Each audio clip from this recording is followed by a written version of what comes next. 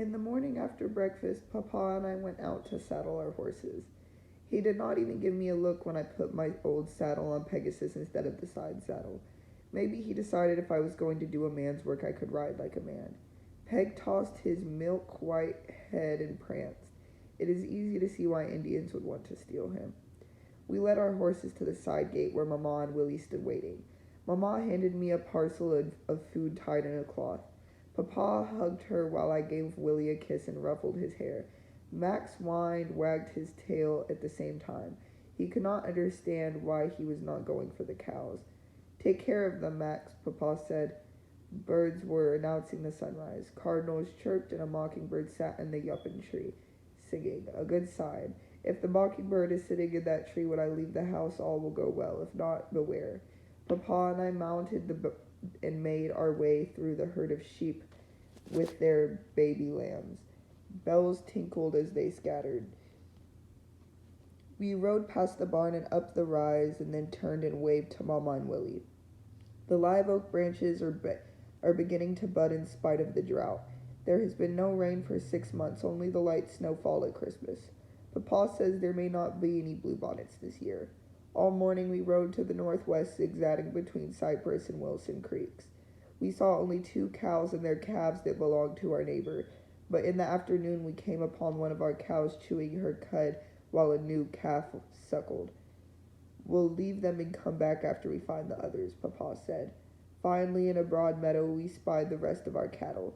Since it was too late to drive them home, we found a good place to camp under a spreading live oak. The sun had already sunk below the hills and darkness was coming on fast. More than anything, I wanted a fire. I'll go gather some wood, I said. Nia and Sophie, no fire tonight. Why, Papa? It would keep the dark away. It's the Indians I want to keep away. I felt a stab of alarm but said nothing. Later, after we had eaten some bread and concasse, we spread our blankets. As I lay looking up at the stars, I found the 3 that form Orion's belt. There's Orion, Papa. Ja, I see it. Did you know Orion was called Osiris by the ancient Egyptians? Who was Osiris, I asked. God of the underworld. In the sky? Well, you see, Sophie, in the universe there is no over and under, no then and now, not even a beginning or end. I can't understand that, Papa. Neither can I, but we are meant to try. After a moment, I said, It's so big, the universe. Ja, endless. It made me feel very small. We are small, Sophie, but our minds are big, big enough to glimpse the mystery of the universe. What is the mystery of the universe? Papa chuckled. If we knew for sure, it wouldn't be a mystery, but I think it's the way we are all connected into one. Is that one that God is? Perhaps. You must read and think on it. The worst thing is to let someone put a metal band around your head so new ideas can't get in.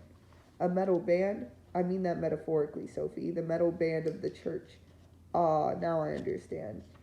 Sometime during the night, a norther blew in. The wind soughed in the branches overhead, making a lonely sound.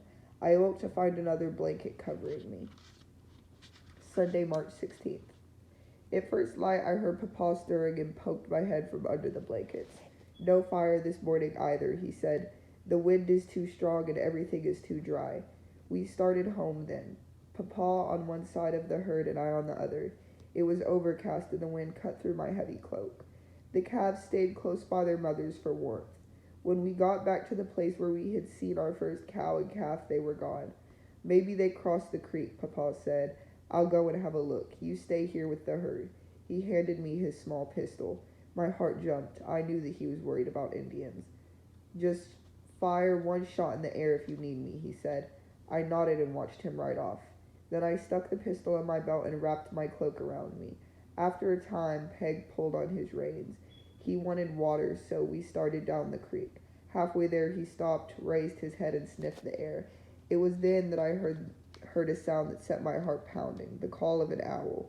Peg's ears perked. Ordinarily, this sound would not alarm either of us, but there was something odd about it. Was it an owl or an Indian? I pulled the pistol from my belt and cocked the hammer. Suddenly, an Indian came riding out from behind the underbrush upstream. Peg reared. Clutching the saddle horn with one hand, I fired a shot in the air. The Indian pulled up his horse, perhaps 10 feet away. I wondered if I dare race for the creek. Was another one waiting there? Were they Pinateca? Then I remembered what Papa said. Alamen, I shouted, giving Peg a kick. The Indian held up 2 fingers, the sign for friend, and I glimpsed his face as we galloped by. Good old Pegasus. He flew across the creek and through the underbrush as if he truly had wings.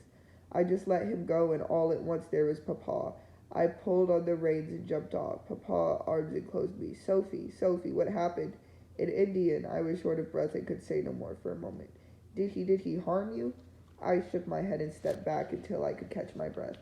No, Papa. When I yelled Alamen, he made the sign for friend. I think he only wanted Pegasus, and when he realized I was German, he changed his mind. Well, if you are all right, I intend to take him at his word. He held out his hand. May I have the pistol? I was still clutching it at my side, but gave it to him.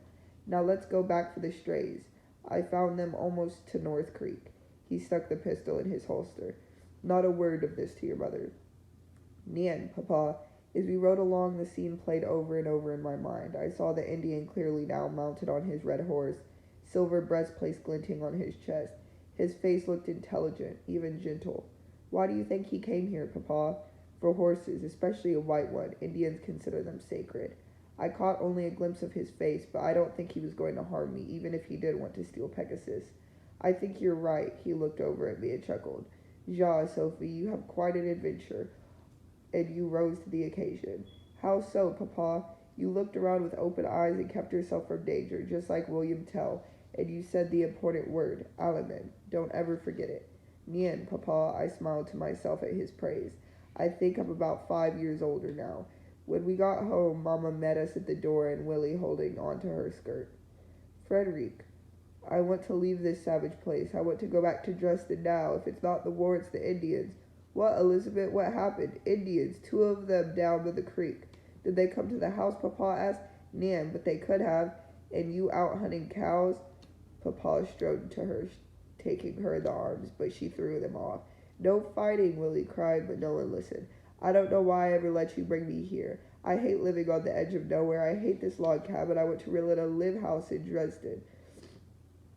She started to sob and finally let Papa take her in his arms. I picked up Willie and held him, even though he reached for Mama. Elizabeth, you surely know we can't go back now. You mustn't get yourself all worked up. He led her towards their sleeping room. I promise to think about it. Mien, Liebe, if only you will be calm. Come now, lie down on the bed.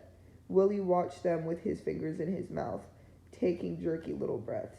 It will be all right, Willie, I whispered. Come, help me fix supper. You can set the table. After Willie was in bed, I set the dining table writing my journal. Mama was playing a song by Schumann while Papa stood beside her singing of the poet's love. There seems to be a truce in our strange war. Friday, April 11th. Tomorrow the war will be 1 year old, and I will be 13. I'm catching up with Edward. He is still only 15. Usually it is a lovely time to have a birthday with blue bonnets and Indian paintbrush covering the meadows. This year, though, we have a drought and a war. All I want for my birthday is for the war to end, but I am afraid that it is getting worse. General Albert Sidney Johnson, a Texan, was killed by Union forces at a place called Silo in Tennessee. He bled to death under a peach tree covered with pink blossoms. How can men shoot at each other in a peach orchard? Now Texans will hate us German Unionists even more because we are on the side that killed their beloved general.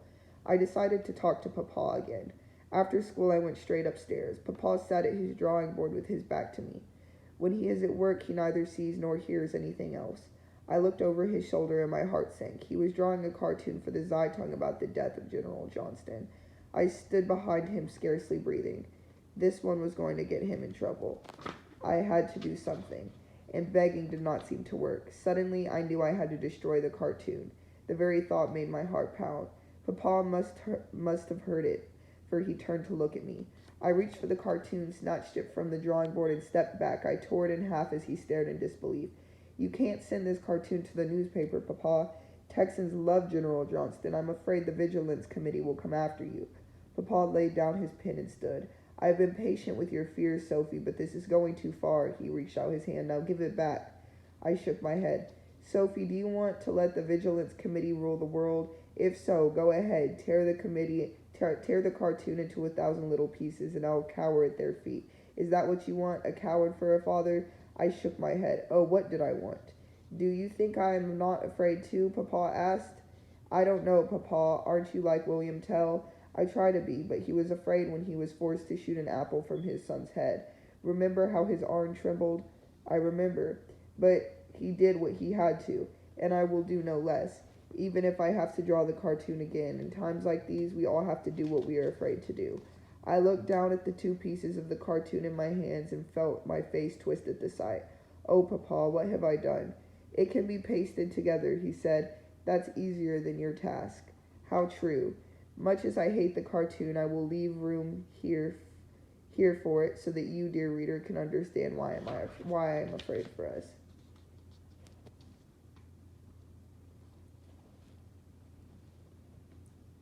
Saturday, April 12th, my birthday.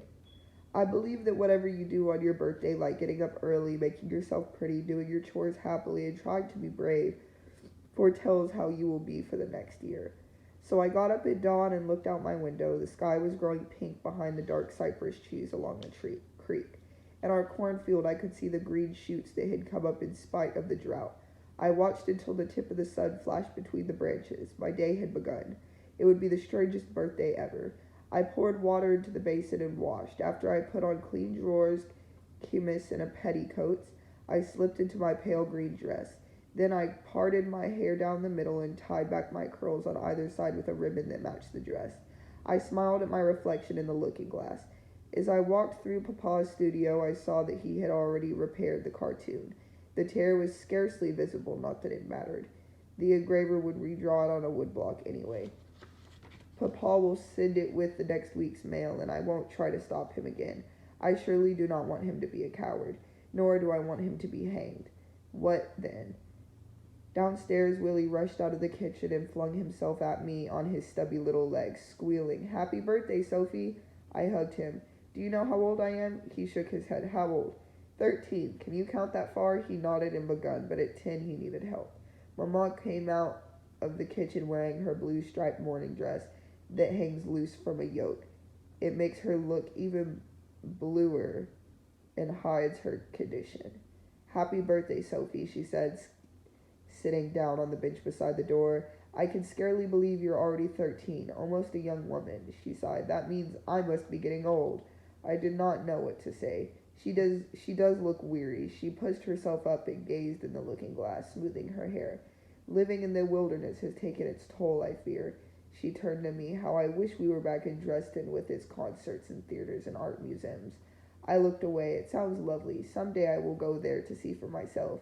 Still, this is home. It is true we have no theater, but before the war, people would gather in one home or another to play music and sing. Mama always loved those parties. Maybe once the war is over, she will be happy here." I was so absorbed in the thought that it startled me when she spoke again. "You were surely your father's daughter when you look like that. What are you thinking about?" "Ah, only Papa needs help with the milking." A lie, of course, but my thoughts belonged to me. I got an apron from the kitchen and went out the front door to pick a rose for my hair. A pink one. Mama's flower garden is blooming because Rosina and I carry water to it every day. I just hope rain comes soon or our corn will be stunted. Then what will we do? Papa had our 4 milk cows in the pen beside the barn.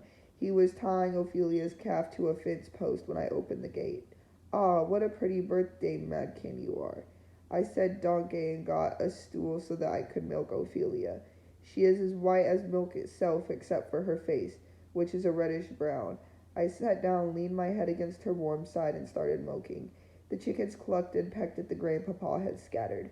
"For one day let's forget the war, shall we?" Papa said. "I'll try, Papa. I have a special present to give you after breakfast." He meant my portrait. Still, it would be a surprise because I had not seen the finished painting.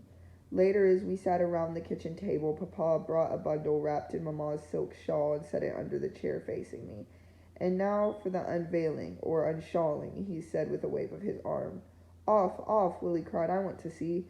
Carefully, Papa removed the shawl. My hands flew to my cheeks. It was an oval wooden frame and glazed, making it a real portrait. Willie ran, put his finger on the glass, and said, "Sophie." Papa laughed. "Willie, you are the best critic in the world." Willie looked up at him. "What is that?" "A critic is someone who knows what he likes." Papa turned to me. "And you, Sophie?" You are a master, Papa. I hugged him and knelt down to study the portrait. I love the way my eyes are looking directly out of the painting at whoever is there. That's what you do best, Sophie, he said. You are surely a master, Frederic, Mamma said. Her eyes softened as she gazed at him from her chair. My father could see that at least. Papa strode to her, took her hand, and bent to kiss it. Elizabeth, will you sit for me to paint your portrait? Of course I will, Frederic, afterwards. She meant after the baby is born. Perhaps we will fall in love again. Just like the first time, Papa said, and gave her hand another kiss, this one even longer. Mamma had told me about the first time. When she was 19, her father hired an artist to paint a family portrait. He posed in a military costume with his wife, 3 sons, and 1 daughter. And behind his back, that artist, my papa, and that daughter, my mamma, fell in love. Now they were both remembering. All at once, Willie jumped out of the chair, ran to mamma, grabbed her other hand in both of his, and gave it a loud smack. We all laughed. Rosina came soon after breakfast, bringing me a handkerchief she embroidered. It was surprised that she could do such delicate work with her big rough hands. Since Mamma's time is near, we did not plan a party, but Papa said we could have a picnic on Cypress Creek. He would take his easel and paint, and we could invite Etta. When it was nearly noon, Papa, Willie, and I started out. Mamma and Rosina stayed on the gallery, watching us go. The cypress trees were leafed out, and in spite of the drought, purple thistle and spidewort bloomed. At the Cypress Cathedral, we were dismounted in a grassy place. While Papa began setting up his easel, I spread a quilt and set the picnic basket on it. Soon I heard Etta call my name from the crossing downstream. We're here, I answered. Willie plopped down beside the picnic basket and peered inside. I'm hungry. As soon as Etta gets here, we'll eat, I said. When she arrived, everything started to move faster. She jumped down from her horse, untied her bonnet, and jerked it off. Mamma made me wear this bonnet, but I hate it. She might as well make me carry a parasol. She sashayed about, pretending to hold one over her head. Then she caught hold of my hands, and we danced around in a circle until I was dizzy, and we both collapsed on a quilt beside Willie. I'm hungry, he said. Etta did not seem to hear. 13, she said breathlessly. But we'll never grow up, will we, Sophie? I said nothing, but I knew that was not possible, especially in times of war. Can we eat now? Willie asked. Papa chuckled and came to join us. Can you think of nothing but your stomach, Maylene? He shook his head. Me. After lunch, Etta and I took Willie down to the water's edge while Papa began to sketch. We sat on the cypress roots that curl like huge snakes on the bank before dipping down into the creek. Etta and I dangled our bare feet in the water, but Willie's legs were too short. So we held him by the arms and dipped his feet in the water. How he did kick and squeal. Then he climbed into my lap and I dried his feet with a towel. Suddenly the horses whined. I turned and caught my breath. Upstream, some 20 feet away, the same Indian I had seen before sat on his red horse. Etta pointed, screaming, Indian! Willie started crying and I clutched him close to me. Papa faced him with only his brush in his hand. Alaman. Papa, I whispered, he's the same one. Pinateka, he said, holding up 2 fingers together. Papa made the same sign. For a moment no one moved or spoke. I noticed that he had something in his other hand, a small but thick black book. Hermosa, he said, motioning towards the easel. Papa nodded. That means beautiful. He knows Spanish from his trips to San Antonio. The Indian dismounted. Jefa Sina, Chief Sina, Papa told us, pointing to himself. He said, Frederic. Sina glanced at Pegasus and spoke in Spanish. Papa turned to me. You were right, Sophie. He says he saw the girl in white horse before. Como cabello espiritu, Sina went on. Like Spirit Horse, the famous white stallion of the plains, Papa interpreted. Sina pointed to himself and shook his head. Pero no tomo, but I do not take, Papa said. Then he tore off the top sheet of paper, raised his brush, and motioned the chief to come closer. Pinto, I paint. The chief nodded and moved to a nearby rock. He assumed a pose, 1 foot on the rock with the book clutched to his bare chest. Papa took out a pencil and began to draw. I looked at Etta, her mouth hung open. It was the first time I had ever seen her speechless. I pointed to Papa, and with Willie in my arms, we climbed the bank. Willie hid his face against my shoulder. It's all right, I told him. He's friendly. We sat down on the blanket to watch. I longed to know more about the chief. Where did he come from? What was that book? When Papa finished a quick sketch, he took up his brush and began to add color. Willie became so bold that he ran to Papa that stood holding his trouser leg. Papa dabbed a little red paint on Willie's nose, which made him squeal and made Chief Cinna grin. I wonder if he had a young son, too. Papa painted the chief's lean brown face and body, his silver breastplate, his black braids, the red and blue designs on his leggings and breechcloth, and the book in his hand with the gold-edged pages. Then he stood back to have a look.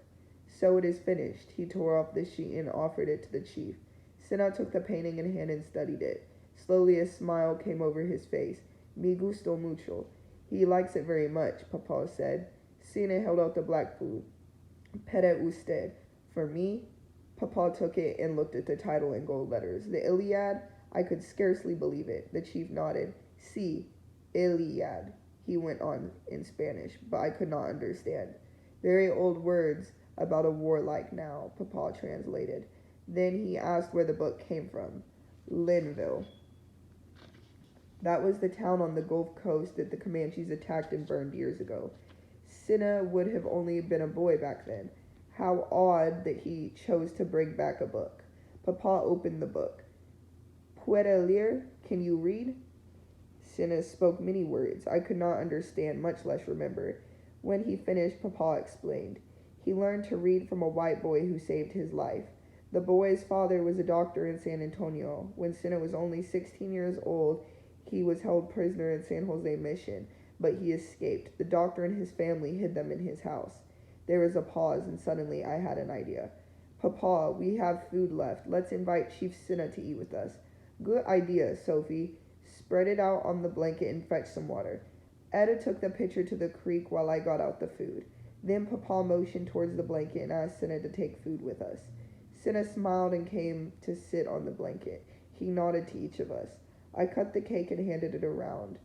For a time we ate silently. Then Cinna spoke a lot of Spanish words to Papa.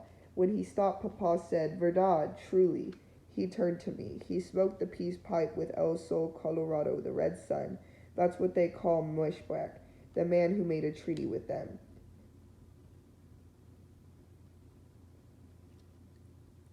Pinateca.